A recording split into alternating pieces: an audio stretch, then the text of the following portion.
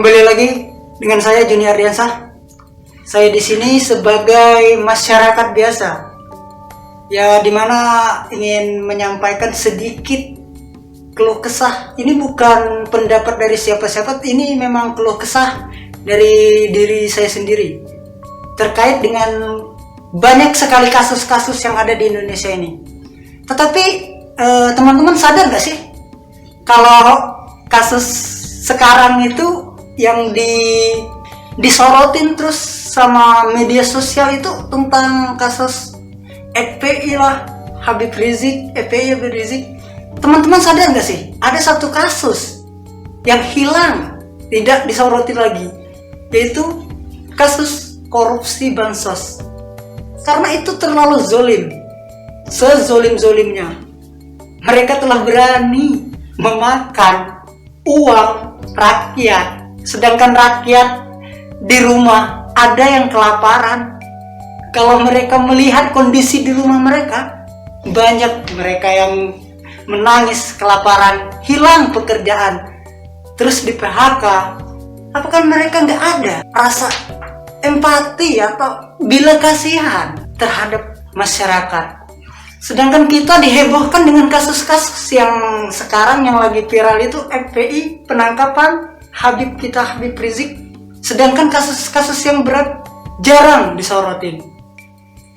Kalau nggak salah itu saya pernah baca juga itu bukan pernyataan sih, tapi ketua KPK itu pernah berbicara kalau ada yang korupsi dana bansos itu akan dihukuman mati loh. Tapi sekarang apa yang terjadi? Kasus itu aja sekarang jarang disorotin. Mungkin saya akan membaca itu berita dari CNN Indonesia. Mungkin di sini lebih jelas korupsinya berapa. Mungkin ya ini beritanya udah lama sih, tapi saya mengingat kembali. Kita baca di beritanya dari ini CNN Indonesia, korupsi bansos corona dan ancaman hukuman mati dari KPK. Itu yang pernyataan KPK waktu sebelum terjadinya kayaknya. Kalau nggak salah ya, mungkin bisa dikoreksi kembali.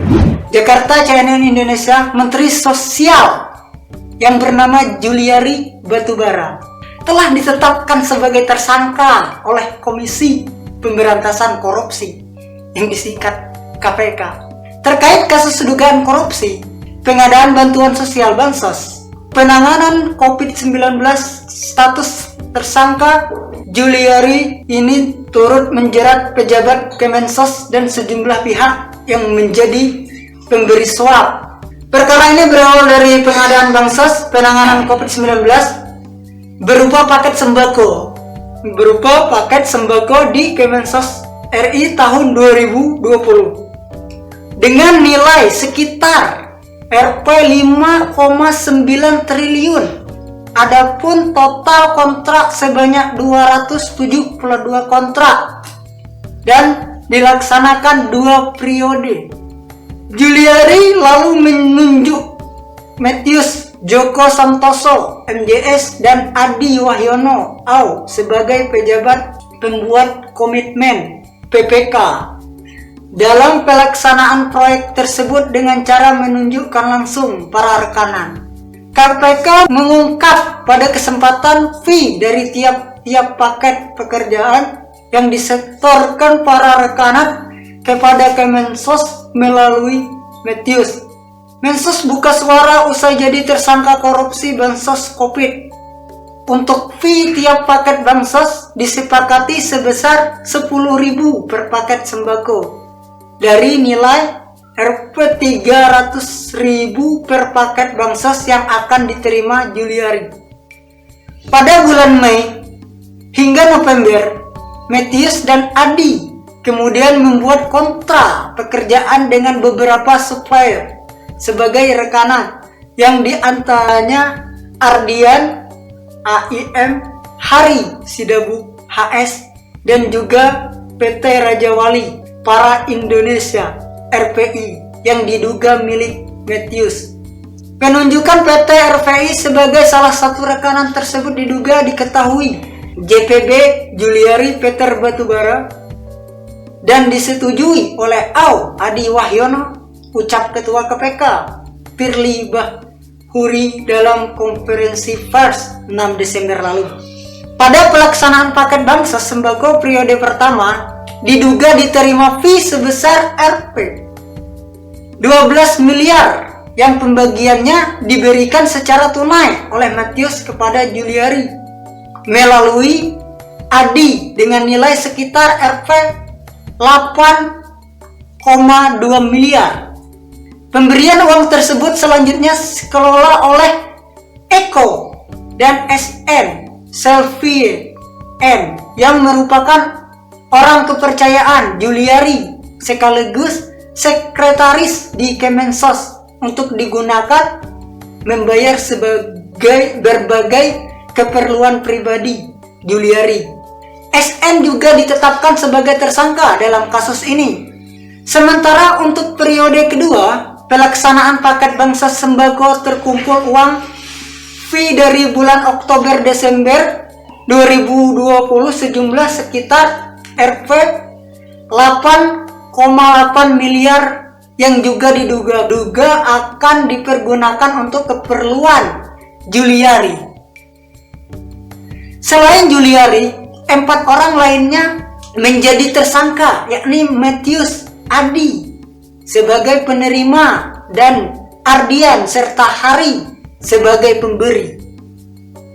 Juliari disangka melanggar pasal 12 huruf A atau pasal 12 huruf B atau pasal 11 Undang-Undang Nomor 31 Tahun 1999. Sebagaimana telah diubah dengan UU Nomor 20 Tahun 2001 tentang Pemberantasan Tindak Pidana Korupsi. Jo, pasal 55 ayat 1 ke 1 KUHP. Ancaman hukuman mati. Pada Juli lalu, Firly sempat menyampaikan soal tuntutan hukuman mati bagi pelaku korupsi anggaran penanganan pandemi COVID-19. Ia mengklaim telah mengingatkan bahwa tindak pidana korupsi di masa bencana atau pandemi dapat diancam dengan hukuman mati. Ini tidak main-main. Ini saya minta betul nanti kalau ada yang tertangkap, saya minta diancaman hukuman mati, bahkan dieksekusi hukuman mati, kata Firly kepada CNN Indonesia.com di gedung Transmedia Jakarta pada tanggal 29 Juli 2020. Ancaman hukuman mati bagi pelaku korupsi diatur dalam pasal 2 ayat 2 UU Nomor 31 Tahun 1999 tentang Pemberantasan Tindak Pidana Korupsi. Belain pasal itu berbunyi dalam hal tindak pidana korupsi sebagaimana dimaksud dalam ayat 1 dilakukan dalam keadaan tertentu, pidana mati dapat dijatuhkan. Di sisi lain, Presiden Joko Widodo telah menyampaikan akan menghormati proses hukum yang sedang dilakukan KPK dan tidak akan melindungi siapapun yang terlibat korupsi. Pemerintah, kata Jokowi, akan terus konsisten mendukung KPK dalam upaya pencegahan dan pemberantasan korupsi. Perlu juga saya sampaikan bahwa saya sudah ingatkan sejak awal kepada para menteri Kabinet Indonesia Maju, jangan korupsi, kata Jokowi di Istana Bogor Minggu.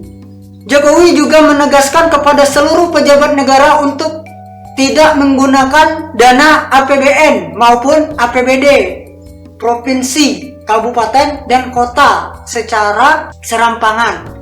Itu uang rakyat.